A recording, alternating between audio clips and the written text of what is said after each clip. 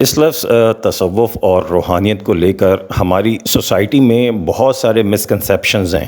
بلکہ اگر میں یہ کہوں کہ تصوف اور روحانیت کے نام پہ گمراہیت پھیلائی جاتی ہے، اور اس کے صحیح کانسیپٹس اور اس کے صحیح یوں کہیے کہ تصورات کو عوام الناس تک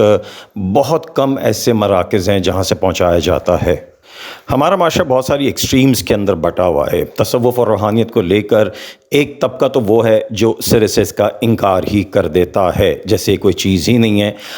گو کہ یہ بھی ایک بالکل غلط کانسیپٹ ہے۔ اگر ہم تصوف اور روحانیت کا انکار کرتے ہیں تو مطلب ہم یہ کہہ رہے ہیں کہ انسان محض ایک گوشت پوشت کا لوتھڑا ہے جس کی محض کچھ مادی ریکوائرمنٹس ہیں اور بس اس کے بعد بات ختم۔ یہ تصور بھی وہی تصور ہے جس کے حوالے سے اگر میں کہوں کہ ایتھزم کے اوپر بیس کرتا ہوا، الہاد کے اوپر بیس کرتا ہوا ایک ایکسٹریم ہے۔ بہرحال یہ بھی غلط ہے۔ اب بہت سے ایسے مذہبی طبقات ہیں جو کہ مذہب کا دعویٰ تو کرتے ہیں مگر تصوف اور روحانیت کا انکار کر دیتے ہیں۔ ایسا کرنا بھی حقیقت کو ڈینائی کرنا ہے۔ دوسری ایک اور ایکسٹریم ہے ہمارے دیندار طبقات کی، اور وہ کیا ہے؟ وہ یہ ہے کہ جو تصوف کو اور روحانیت کے نام پر اسی کو سب کچھ سمجھ کے شریعت کے علوم اور شریعت کی پیروی، اتباع سنت، اس کا مکمل انکار کر دیتے ہیں۔ وہ اس قسم کے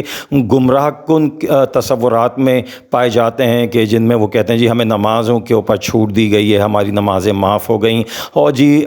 صاحب جو ہیں بہت پہنچے ہوئے ہیں اور ان کی جو پہنچ ہے وہ اتنی دور تک ہے، اور ایسے ایسے ان کی کرامات ہیں کہ آپ ان سے پوچھ نہیں سکتے کہ جناب آپ یہ سنت اور شریعت کے علوم اور اس کی اتباع کے پابند کیوں نہیں ہیں، آپ نے اپنے آپ کو اس سے آزاد کیوں کر لیا۔ یہ بھی تصوف اور روحانیت کے وہ تصورات ہیں جو کہ اگر میں کہوں کہ بر صغیر پاک و ہند میں جس کو اجمی تصوف کہا جاتا ہے، جو کہ ہندوانہ تصورات سے مکس ہو کے ایک بہت ہی عجیب و غریب شکل اختیار کر چکے ہیں، اور الٹا ہم اس میں یہ بھی غلطی کر رہے ہیں کہ اپنے جو بزرگان دین تھے ان کے حوالے سے، ان کی شخصیات کے حوالے سے ایسی ایسی باتیں روحانیت اور تصوف کے نام پہ ان سے منسوب کرتے ہیں جو فطری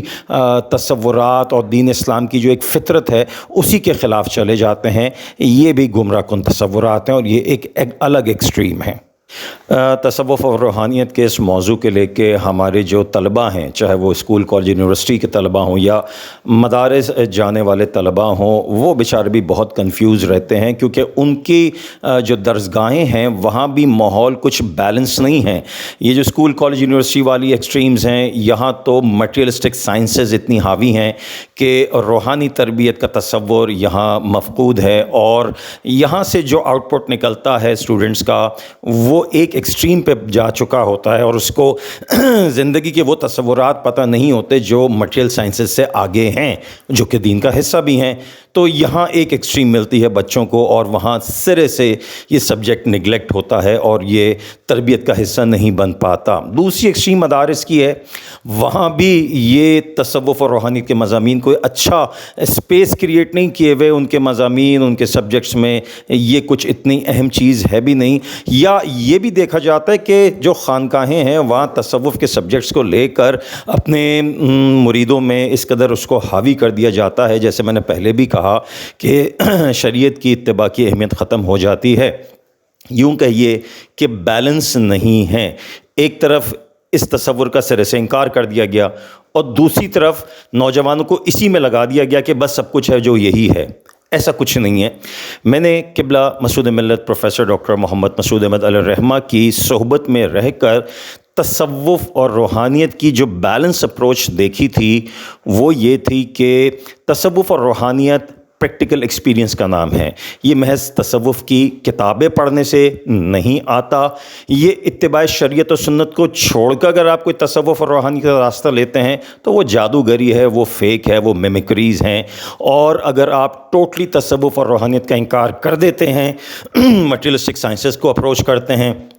تو اس سے بھی زندگی کا مقصد حاصل نہیں ہوتا۔ بیلنس اپروچ وہ یہ ہے کہ آپ لائف ایکسپیرینسز کریں، آپ زندگی کے تجربات سے گزریں، اور اس سے گزر کر آپ ایکسپلور کریں اللہ رب العزت کی شان کو، اس کی ذات و صفات کو، اور اس کی وحدانیت کے تصور کو۔ یہی روحانیت کی اصل معراج ہے، اور یہی وجہ ہے کہ کبھی بھی ہم نے قبلہ مسعود ملت علیہ الرحمہ کی صحبت میں ایسی کوئی چیزیں ہوتی نہیں دیکھیں کہ حضرت نے خاص طور پہ کوئی وظیفے بتائے ہوں، کوئی شب بیداریوں کے طریقے بتائے ہوں۔ حضرت قبلہ مسعود ملت کی جو اپروچ تصوف اور روحانیت کے بارے میں تھی وہ یہ تھی کہ number 1 practical experience of life with the education and the concept of Islam، اتباع شریعت و سنت کو مد نظر رکھتے ہوئے اپنی زندگی کے تجربات سے گزریں،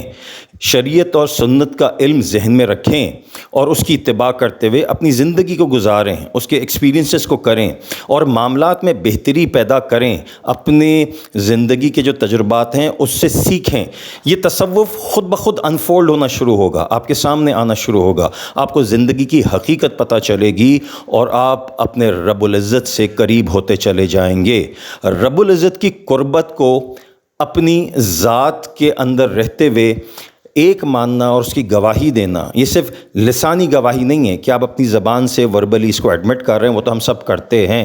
مگر تصوف اور روحانیت کی معراج اللہ رب العزت کی ذات کی وحدانیت کا اقرار اپنے تمام ہی حواس خمسہ کے ساتھ ساتھ اپنے جسم و روح کی شہادت کے ساتھ کرنا ہے۔ بہرحال جو الفاظ مجھے میسر آئے میں نے عرض کر دیے، اور یہی قبلہ مسعود ملت پروفیسر ڈاکٹر محمد مسعود احمد علیہ الرحمہ کی اپروچ تھی تربیت تصوف اور روحانیت کے حوالے سے۔ گو کہ یہ ٹاپک بہت تفصیلی ہے، میں بہت کچھ عرض کر سکتا ہوں اور بہت سے واقعات بھی بتا سکتا ہوں، لیکن وقت مقررہ میں اس لمیٹڈ ٹائم میں یہ ایک بیسک گائیڈ لائنز ہیں جو میں نے عرض کی۔ Thank you very much.